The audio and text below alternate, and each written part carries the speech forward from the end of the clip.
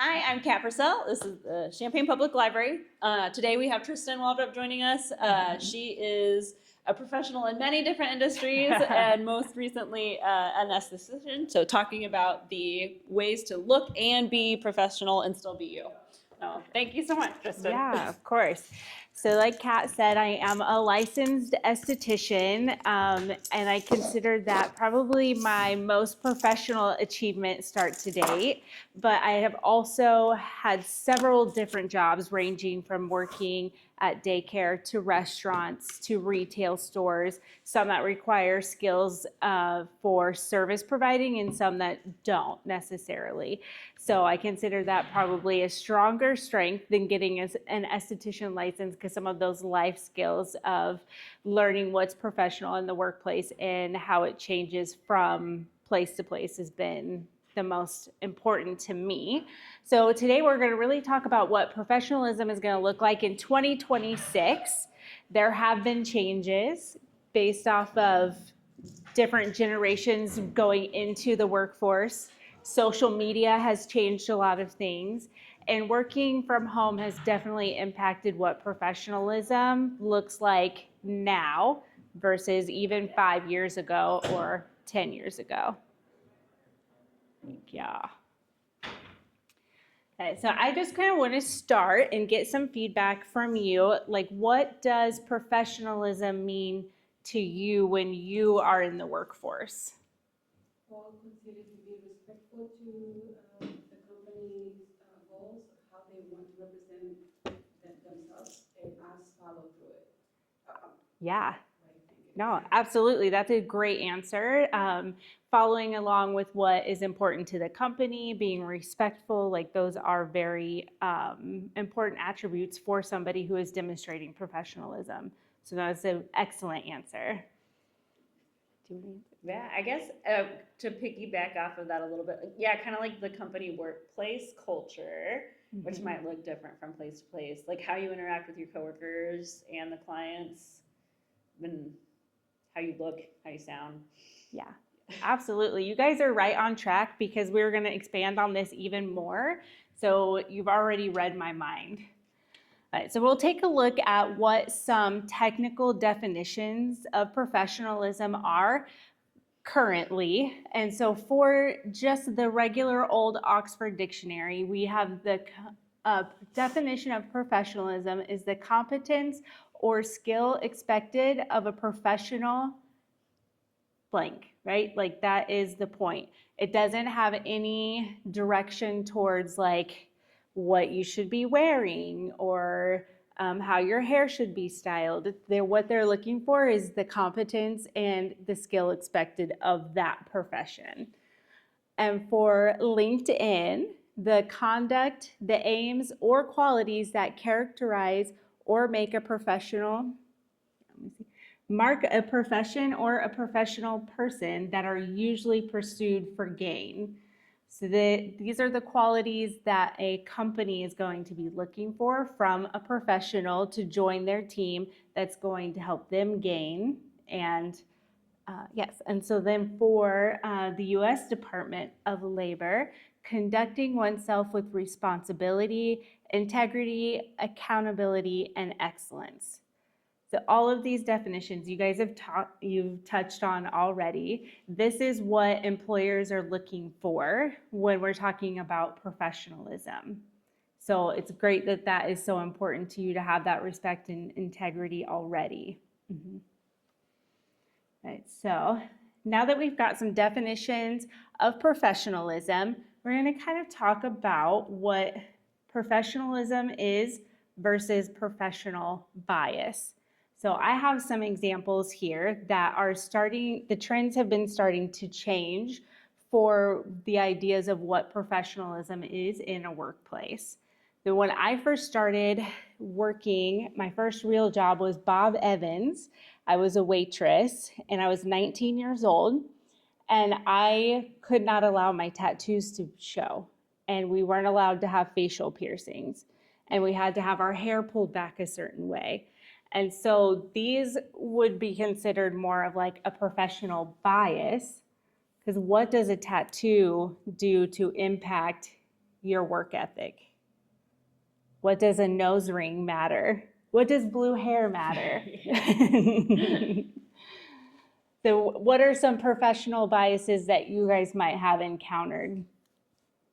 Yeah, definitely. As you said, the blue hair. Mhm. When I first started working in libraries, I was at a different location that had very similar rules. You could dye your hair, but it had to be natural colors. And you could have tattoos, but they had to be covered while you were public facing.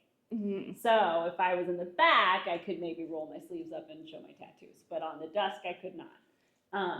And then so when I moved here, that was something that I wasn't sure was going to be acceptable or not. So I like re-dyed my hair brown so that I could do my interview just in case they didn't allow it. And then I was like, they gave me a tour of the workplace and I saw other people working here with like pink hair and purple hair. And I was like, I could have kept it. So I've encountered it for sure, even just in my current profession. Yeah. Have you had any workplace biases? Well, back then, years ago, tattoos and piercings was one of the main things. To me, it was not a problem. I just feel like any of those things should not define the person, you know. But people have their own thing. They don't allow you to have those things, and I'm like, okay. I've never been against that. Right. To me, it's just Right. Whether you can do the job or not. yeah. They say tattoos and piercing was not. Right, absolutely. And even now, Carl, which is one of our biggest employers in town, their only hard stop is a face tattoo. Mhm. So you can have any color of hair, any piercings, any tattoos, as long as it's just not on the face. So it's definitely been loosening up with the professionalism biases. And even recently, I had an experience at a job that one of my coworkers was criticized for professionalism for having dreadlocks. And so again, like what does that hairstyle matter when it comes to professionalism? And if it doesn't matter, that's when it lands into that bias category. And maybe that wouldn't be the best place to consider employment at. Okay. Now, if it comes to safety and you have to wear a hairnet, you got to wear a hairnet. So we're going to switch into kind of looking at some examples of professionalism in different workplaces. So I work at a spa. I have my own business inside of a salon. So that is obviously going to be my first choice, my first demonstration that we have here. And there's going to be quite a variation of what you see uniform-wise or not uniform-wise when it comes to working in that kind of the beauty industry. So what are some things that you guys notice that kind of stand out as professional, that you would perceive as professional appearance? I would consider the uniform, maybe. After all, to represent the company. Yeah. For Yeah, I sure. was first going to say everybody's wearing black, but then this guy is not. But Yes. he's still wearing like a collared button-up shirt that looks professional. Right.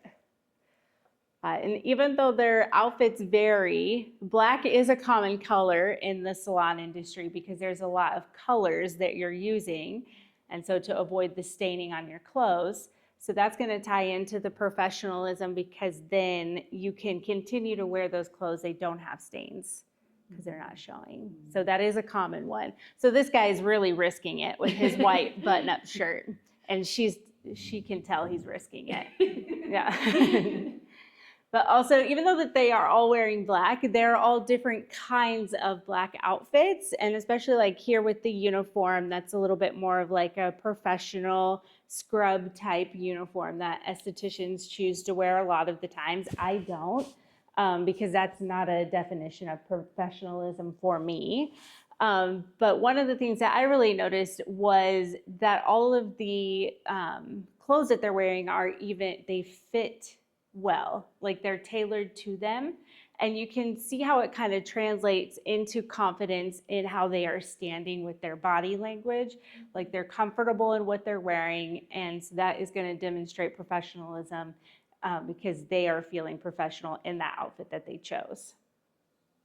Even though there's no rule or rhyme or reason besides wearing black so you don't get stains. Okay. So then we'll talk about mechanics.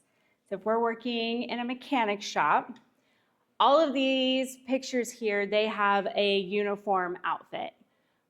But what about these pictures is demonstrating professionalism to you when you can't base it off of the uniform that they're wearing? This one's a little trickier.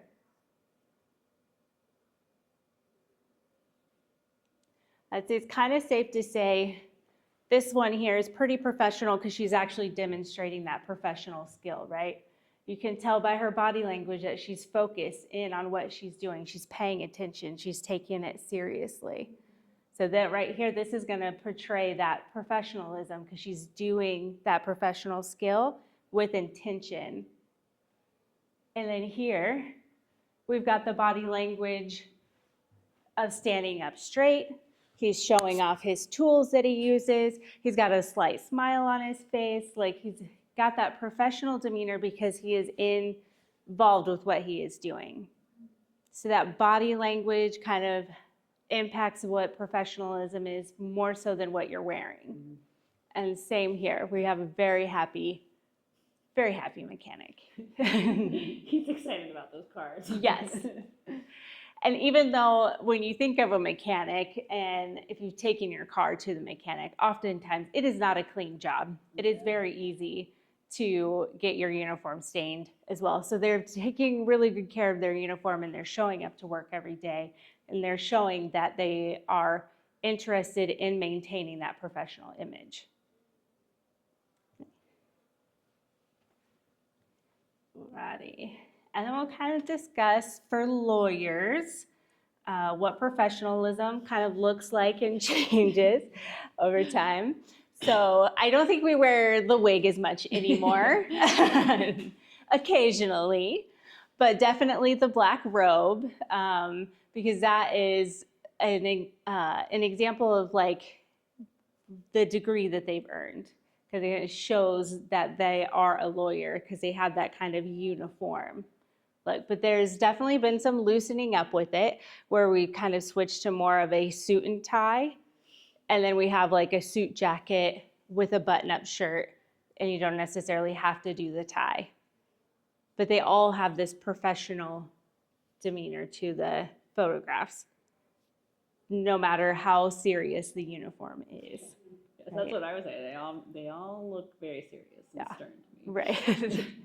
And I don't know if you guys have noticed much of a shift in how lawyers and lawyers that have decided to go into politics have kind of changed how they're perceived by the community, and especially with social media. There's a lot more of interacting with the community and getting involved. You're not always going to be able to wear a suit and tie when you're out in the community. So how that adjusts to politicians more wearing just kind of like the slacks with a button up, but still demonstrating that professionalism through accountability, integrity. They're serving the community on a physical level and not just in the office. And some of them are even dancing on TikTok.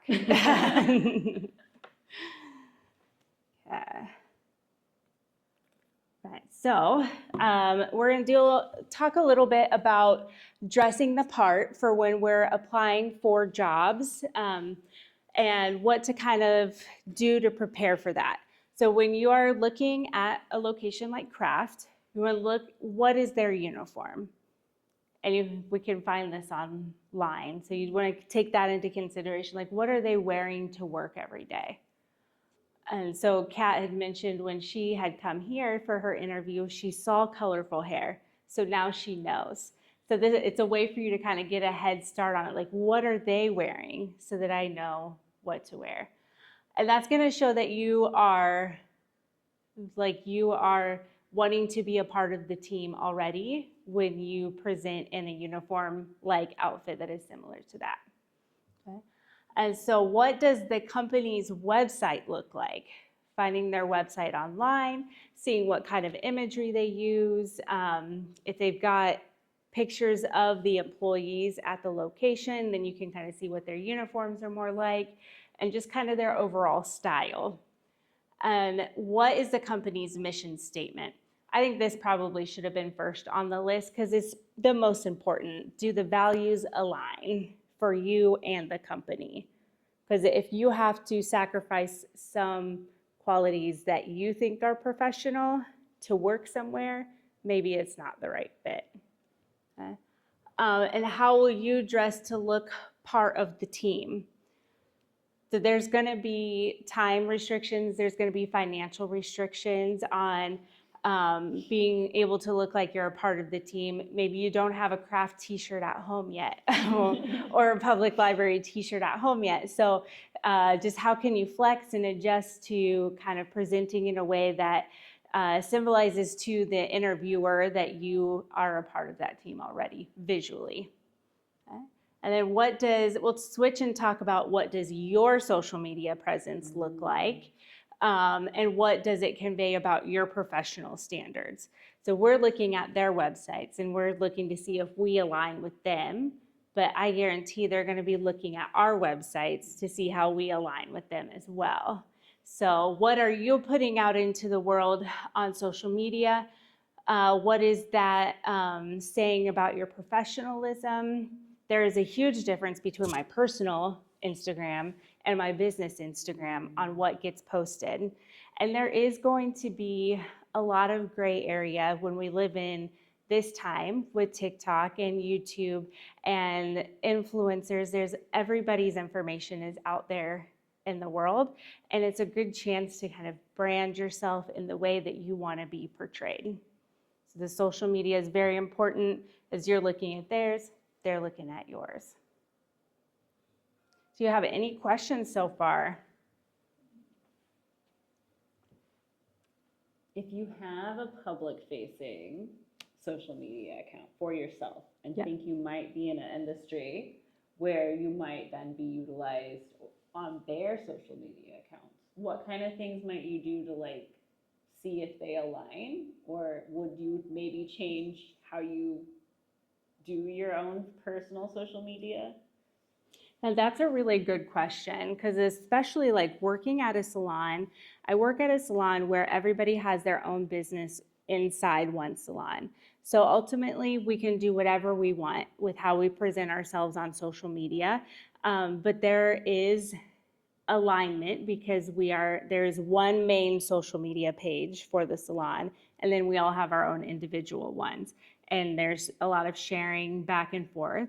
And so for myself personally, when I am posting things on my Instagram page for my business, I am making sure it aligns with the values of that main salon page. Luckily for myself, I don't have any varying moral values when it comes to the people that I work with at the salon, because we all are pretty well on the same page. So that's a lucky situation for sure. But there does have to be some kind of alignment on what can be posted on the main page and what's posted on your individual page. When it's a specific company like a salon, very much focusing on the self-care, will I post what I had for lunch that day? Probably not. But am I going to post about how important self-care is to get a facial every couple of months? Making sure that aligns with what the whole business goal is. Yeah, good question. Okay. So we're going to do a little bit of an activity. If you want to get out your phone or tablet or anything that you might have with you, we're going to look up a small business that you enjoy visiting, not one that you necessarily want to work at. And you guys are looking up my business, right? No.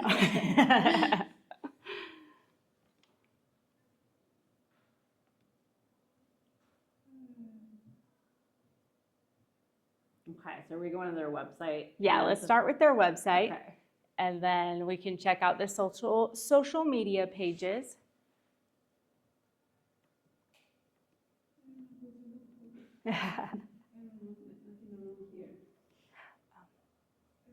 Do you like donuts?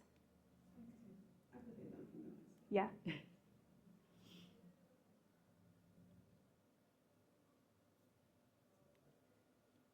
Once you have that pulled up and you have a second to look at it, kind of like what is standing out to you as a representation of professionalism that aligns with you?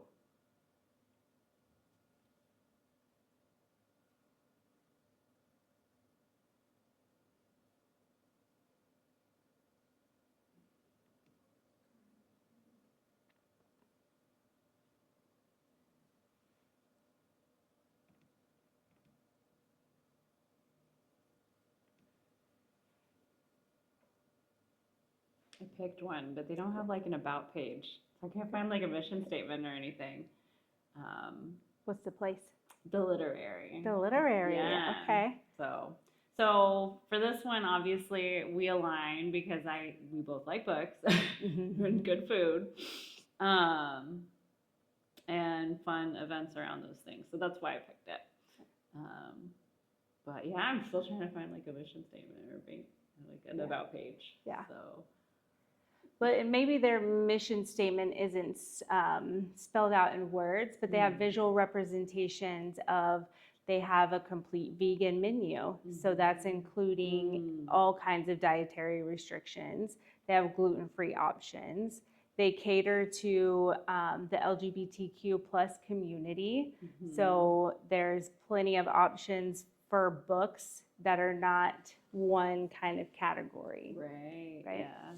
It's downtown, which is very accessible for bus lines, walking distance from a lot of apartment complexes. So even though that isn't explicitly stated in their mission statement, those values show through their imageries on their website and their social media. Yeah. They are very good at social media. They are, yeah. So what do you like about Duncan's website? I couldn't open it, so Bernie opened the Starbucks. Okay. Coffee was with me, so It's the juice of life. Yeah. that's what I see. It's a great day for coffee. That's what I say myself every day. Yeah. My phone is very slow, so it's not downloading much of anything. Yeah, no, you're good. Now, Starbucks is definitely an excellent choice because they also cater to a wide range with different options as far as decaf and regular and sugar-free and not and gluten-free. And they do include all of that. They have promoted supporting the LGBTQ plus community. They have several locations for accessibility, even inside other businesses. I think they even have one on campus. I think they do. Yeah. Yeah.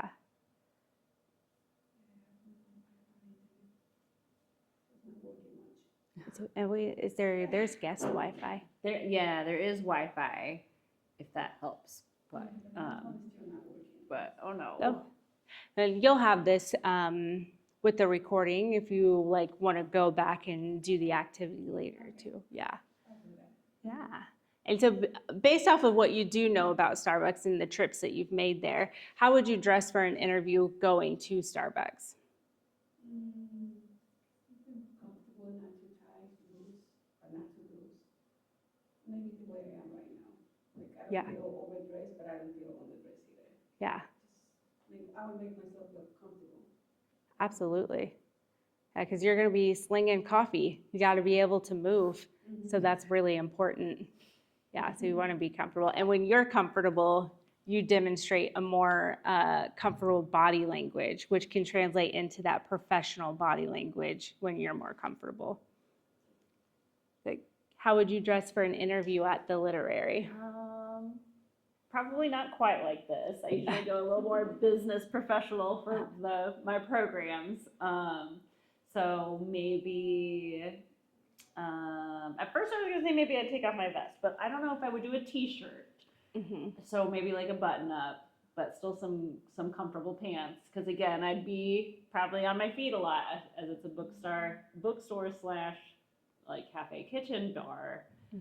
Probably gonna choose some better shoes because I'll probably be on my feet a lot. So, Yeah, Converse are cute, but not supportive. Yeah, they're not gonna last the day. Yeah. Yes. Well, and for the literary, I personally would dress more colorful because it Yeah. is so bright and varied in their design there. They have a lot of different colorful gifts that you can buy. So you could really have a lot of freedom with your creativity there. And at Starbucks, I might tone it down a little bit just because know that I'm going to have to wear the apron and kind of fit into their more neutral vibe that they have there. So very excellent points. Alrighty. So that was the last slide that I had for you guys. And this is something I want you to kind of take forward when you are applying for jobs, looking for different places to go, and how you will kind of determine what the professional standard is for where you're wanting to apply, and how that will translate from what you are wearing, what your body language is, what your values are, and how that will be demonstrated into your interviews. The main thing being making sure that the mission statement for that company really aligns with what your values are. Cool. All right, thank you guys so much. Well, thank you, Tristan. I really appreciate your presentation today.